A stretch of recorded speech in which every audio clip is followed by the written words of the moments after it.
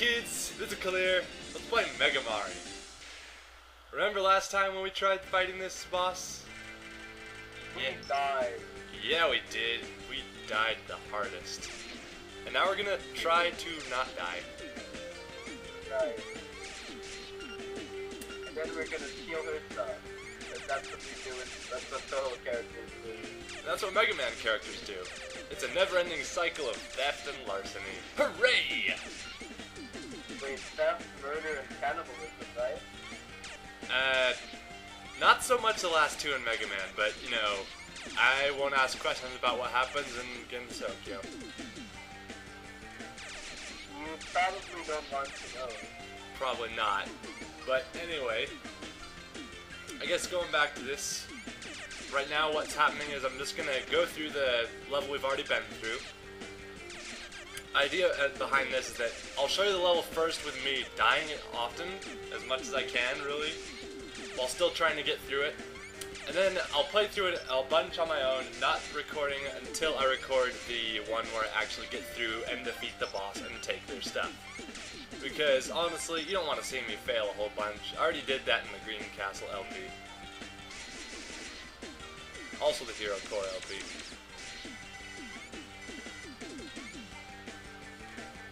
In the meantime, you got any ideas about... Why is Alice helping Marissa anyway? I mean, I know Marissa's here to like, hey, let's steal all the stuff, and that's why Patchouli has a castle for some reason now, which is entirely separate from her mansion. Supposedly, according to part of the family, Marissa and Alice are totally lesbian. You'll forgive me if I take that with a little grain of salt. I take that with a grain of salt too. More convincingly, they both live in the same place, in the Forest of Magic, and for one of the Toho games, Imperishable Night, where the four teams you could pick were based on two, or you select one of the four teams to play as, with a pair of characters. And Marissa was paired with Alice, who was pretty useless, actually. Now, if I recall right, that's actually one of the characters that actually stay out and fight, and the other one would just sit back and comment or something, right? Yeah, that's partially correct.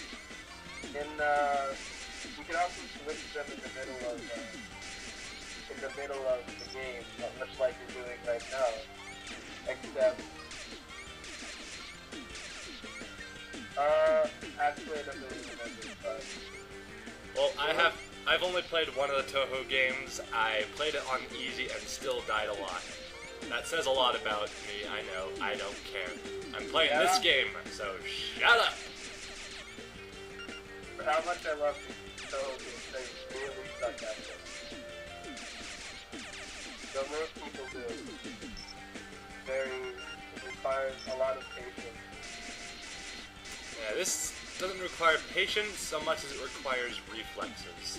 And also, occasionally trial and error for things like bosses with stupidly difficult patterns, like a certain ghost person that we are going to vaporize.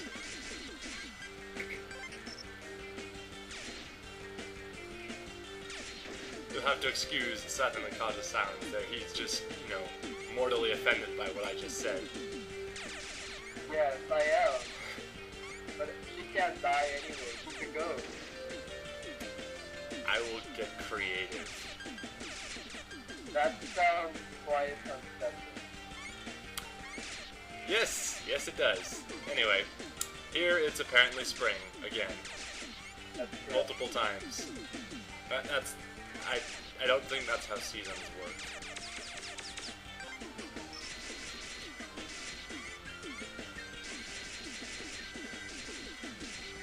So do the two different colored ghost blade things have different behaviors? There's actually 3 different colors, blue, red, and purple, and they do, actually. The blue ones are weaker, and they just follow you directly and slowly.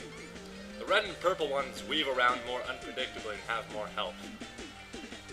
So, and I bet get some Zergra statue at some point, don't you?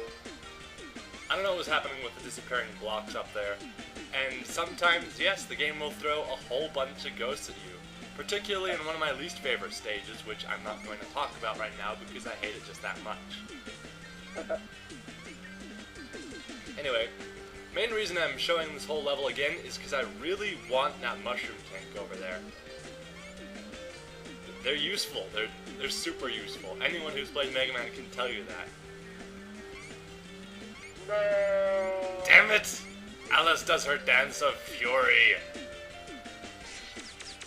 Once she shoots some blue fuzzballs.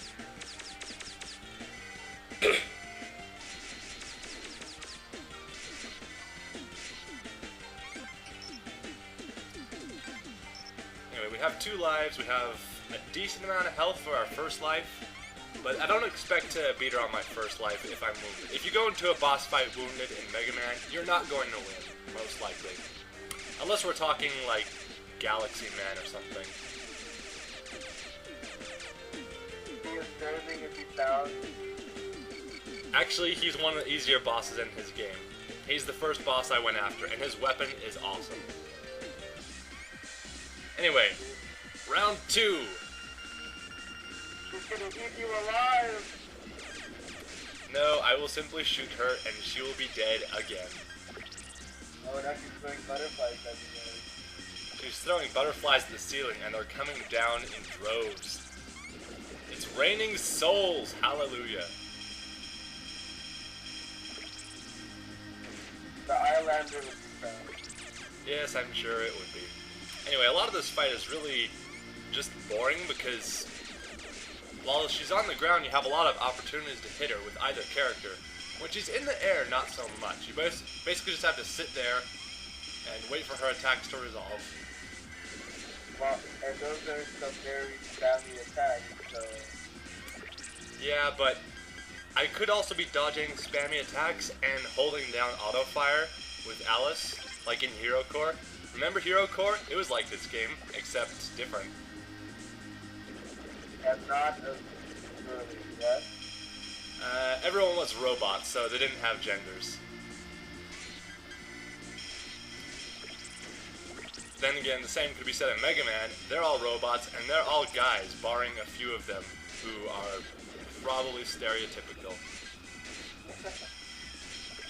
Do they love pink and hearts and stuff? They love cleaning.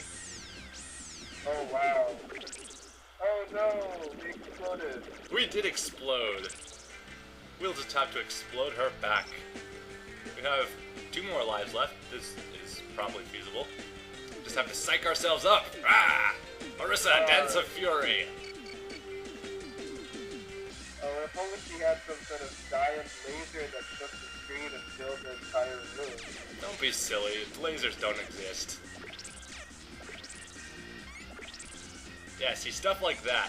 That's what makes this fight difficult. Ideally, when she starts her shield on the ground, you want to wait until she finishes creating it and then get behind her, because she will pin you in a corner and make it impossible to avoid damage if she gets half a chance. So, much like fighting Yuyuko in a certain game. Yes, except for the part where I punch her in the face a lot. With rainbows! Beautiful.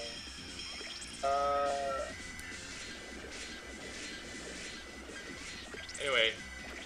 No, I've never actually seen like a very challenging Mega Man boss.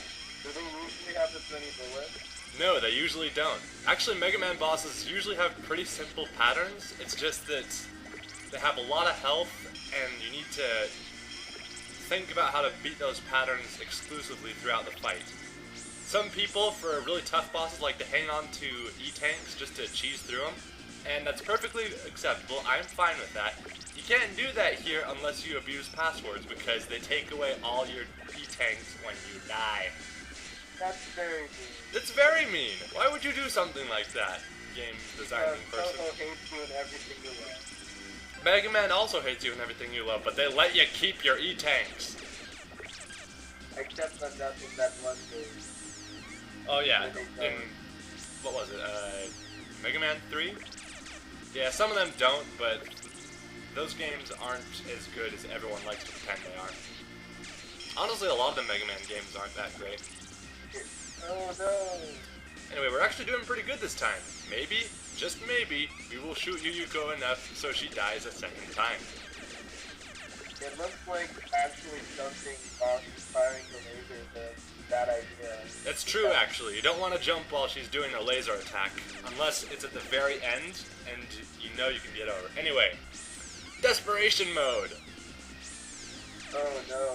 Oh yes, every one of the bosses in the Mega Mari has a desperation mode where they just start spamming their most constant, powerful attacks non-stop.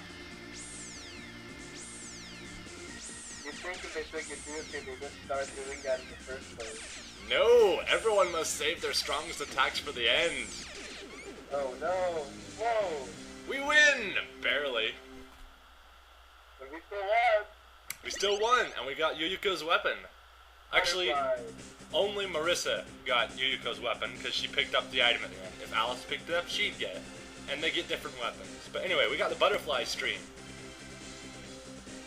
You'll die if you touch it, just like a flamethrower. Yeah. Anyway, we'll show that one off later when we tackle which stage? What is this thing?